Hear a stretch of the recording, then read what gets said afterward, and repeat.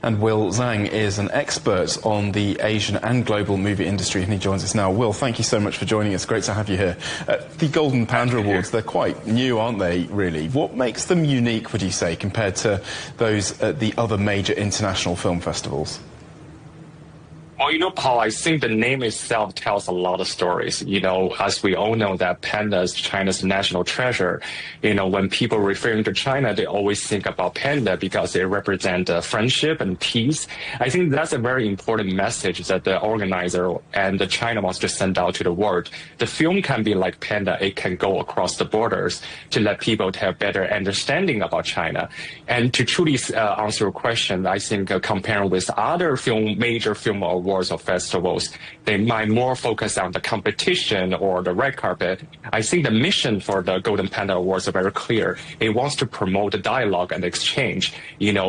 By using this platform, we wanted to share with the world some great Chinese stories. And also they wanted to introduce some great stories from other parts of the world to Chinese audience.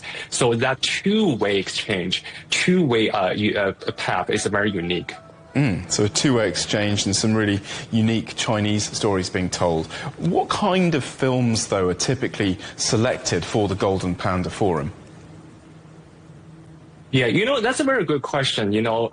Surprisingly, as an emerging film award in its just second edition, the program and the films they select is pretty diverse. It's not just about films. It also has a TV sections. It has a documentary and animation. And among those nominees, you see some big names like Christopher Nolan's Oppenheimer or some Ne Zha 2. Absolutely, these films are already pretty successful critically and commercially in the world.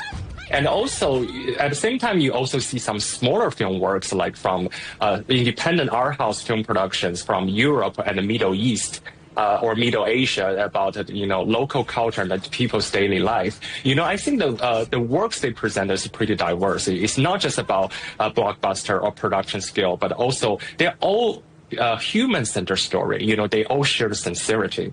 It sounds very diverse. And Will, apparently 70% of submissions this year are from overseas. Why so much international interest in China's film market?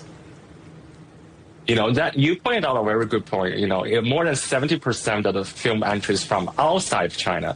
That means the Golden Panda Awards are truly international already. When I was working in overseas, talking to those filmmakers, they truly see China has a great potential. It's a huge market and it's a huge platform. They're curious about Chinese film market. They want to engage in this market. They see many good opportunities like those film festival, film awards. They provide them a platform to share their story with the Chinese audience.